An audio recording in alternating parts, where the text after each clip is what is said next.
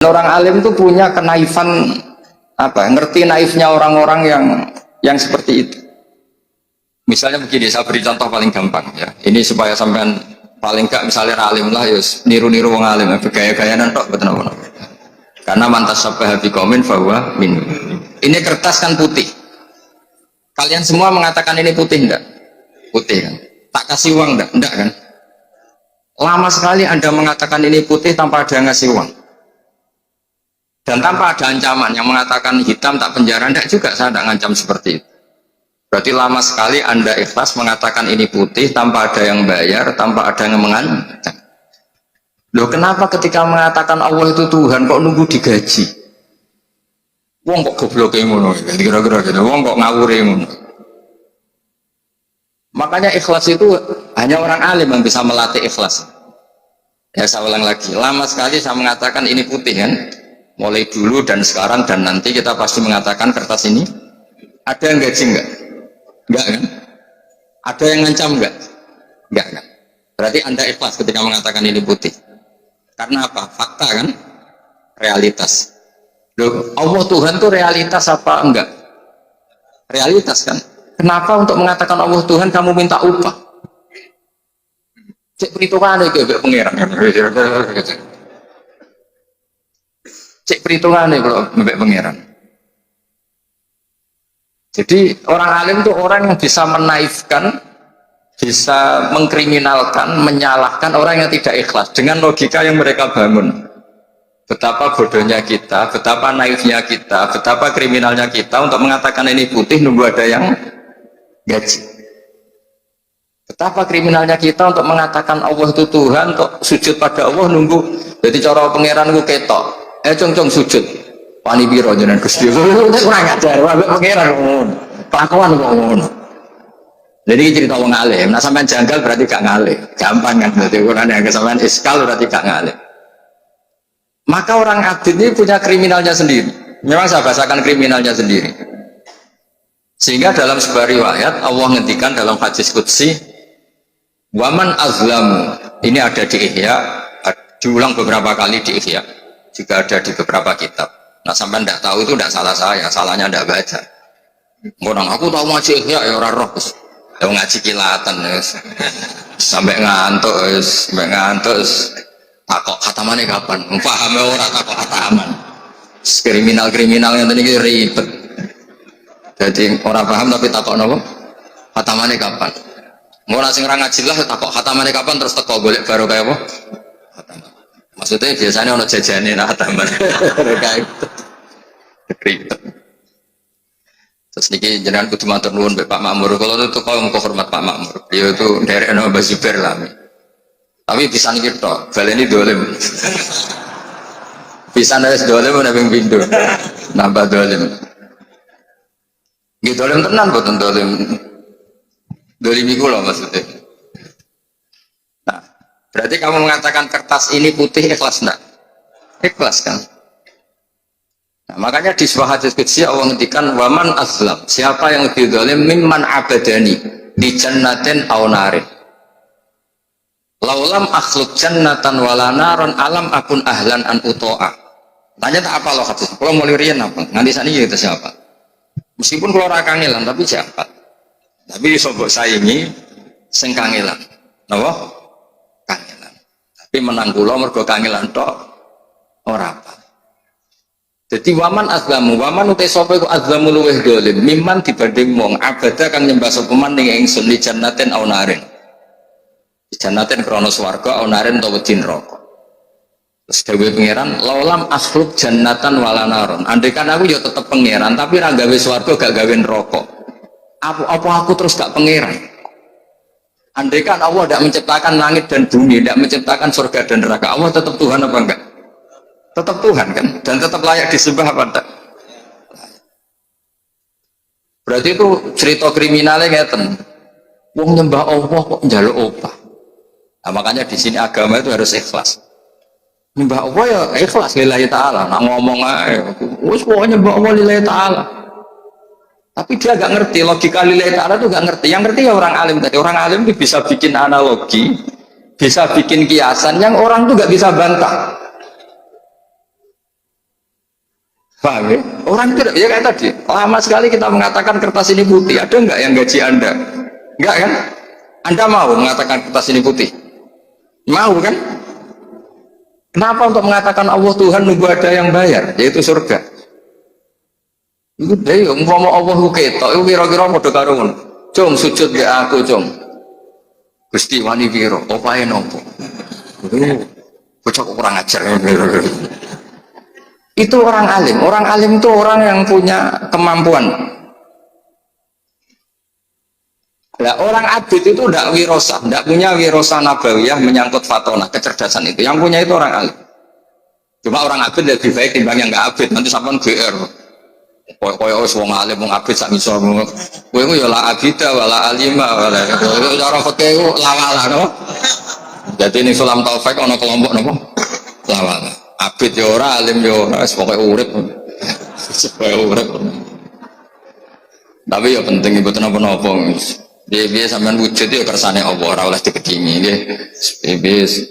Nah, yang punya kemampuan itu orang alim. Sehingga Nabi kalau ngendikan fadlul alim alal abid ka fadli ala adna rajulin min ashabi. Keutamaan orang alim dibanding orang abid itu seperti kemuliaan saya dibanding sahabat paling rendah. Padahal Nabi dibanding Abu Bakar saja tidak bandingannya, apalagi dibanding sahabat paling apa? Orang alim itu orang yang bisa menjadikan orang mencintai Allah. Loh, kalau niku saat ini jadi ikhlas, mun lami kalau jadi orang ikhlas.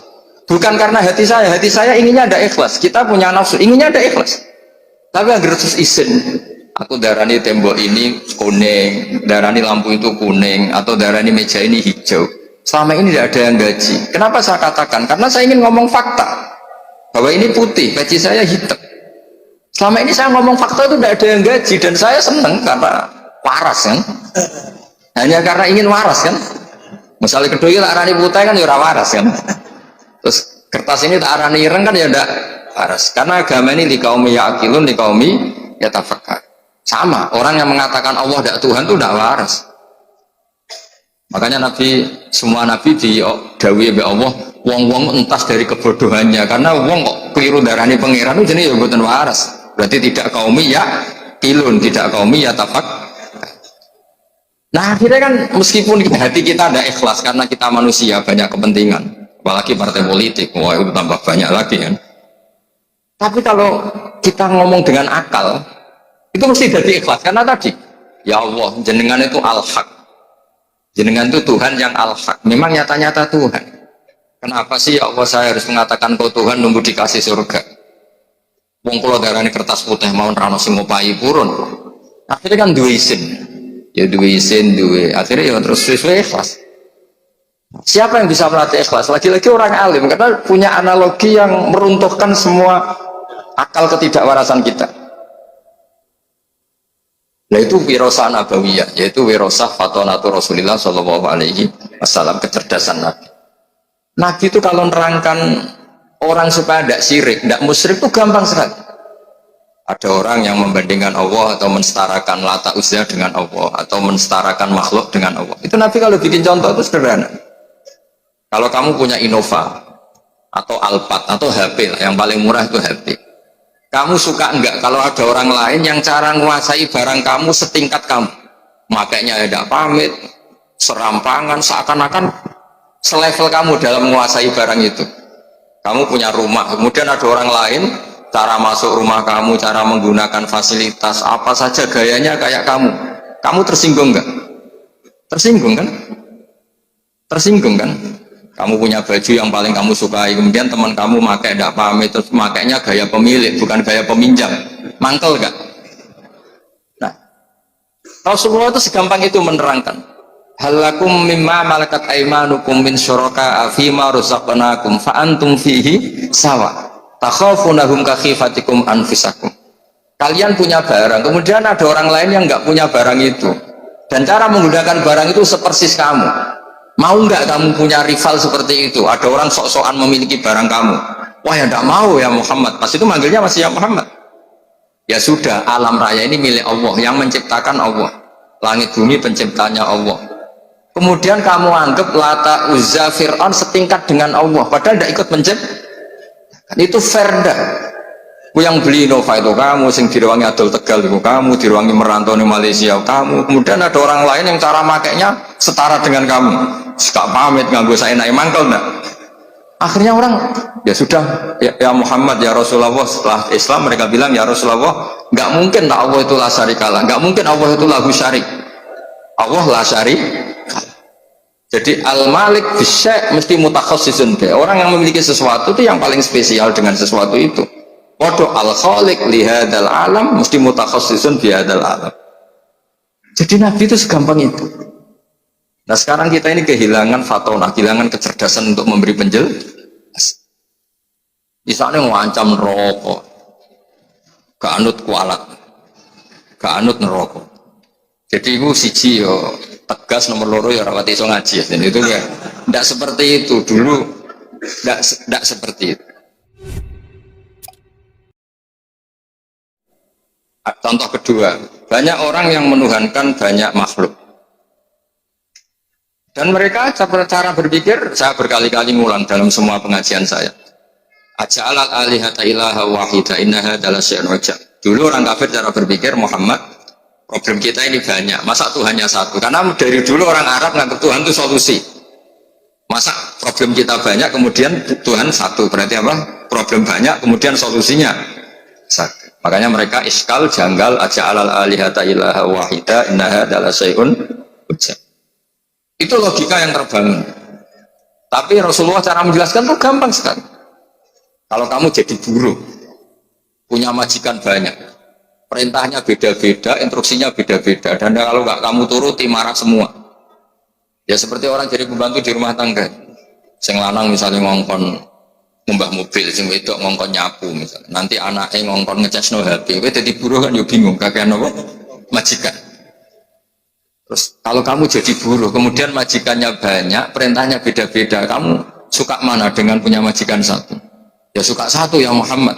Mereka belum Islam maksudnya. Ya tuh, ya sudah seperti itu. Fawwahu sayyidukum wa maulakum. Allah itu tuan kamu. Kalau Tuhan banyak nanti kamu bingung, perintahnya beda-beda, semuanya ngancam kamu masuk neraka, pusing kamu. Segampang itu Nabi membuat penjelasan. Dorobawu apa masalah rojulan fihi syuraka umutasyakisuna wa rojulan salamal lirojul. Jadi kalau suwun lah tradisi-tradisi ngapalkan Quran nanti yang sudah hafal dibantu yang alumni pondok-pondok kita, karena kita tidak pernah sempurna nama manusia, tapi nggak boleh orang itu udah hafal Quran. Jadi ada yang hafal lafadznya, ada yang hafal maknanya, ada yang hafal semangat hukumnya, karena makna hafal itu umum. Tapi apapun itu kita harus ingat, apa Quran itu melatih kecerdasan. Apa melatih apa? Kecerdasan. Ya itu tadi. Kalau kamu tidak ikhlas, itu mungkin karena kita punya nafsu, pasti sering tidak ikhlas. Tapi logika kita akan menolak ketidakikhlasan itu, karena setelah kita dipermalukan dengan logika tadi, kita lama sekali mengatakan kertas putih itu tidak ada yang gaji, toh tetap mengatakan itu putih. Karena apa? Fakta kan? Dan sekarang Allah itu Tuhan itu fakta apa enggak? Kenapa untuk mengatakan Allah Tuhan nunggu digaji surga? Nah lepas dari kita tetap enggak ikhlas, jadi serabakat soleh, tapi kan isin.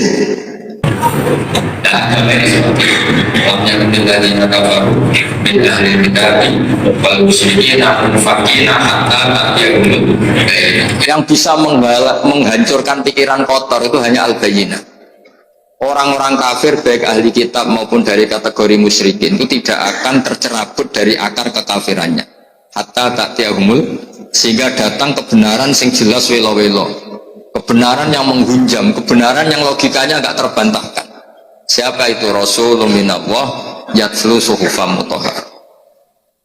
Nah Islam itu datang dengan logika yang nggak terbantahkan. Kayak tadi misalnya ada orang percaya Allah itu punya tiga. Ya pertanyaannya tadi, alam raya ini yang bikin siapa? Allah Ta'ala. Masa yang bikin kemudian ada orang atau makhluk atau siapapun yang setara dengan ini? Kan nggak fair. Yang beli Innova itu siapa? Saya. Pakai uang siapa? Saya. Kemudian ada orang lain yang merasa setara cara miliki Innova itu. Aneh nggak? Aneh lah, itu logika yang nggak terbantahkan. Sehingga saking kuatnya logika itu, orang-orang kafir yang musyrik maupun ahli kitab infikak an akidatihim al khotiah atau al muzillah, pokoknya mereka bisa tercerabut dari akar kesalahan karena ada kekuatan apa? Bayinah tadi. Nah kita ini sudah kehilangan banyak kemampuan berargumentasi. Makanya diantara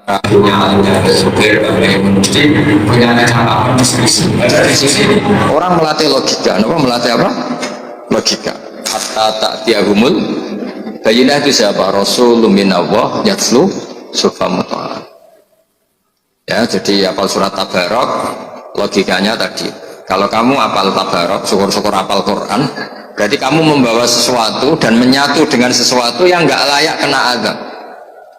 Makanya dari riwayat Inna wa ta'ala lam yu'adzib qalban wa al-Quran. Allah tidak akan menyiksa hati yang di situ ada apa? Quran. Karena malaikat juga kena aturan kan.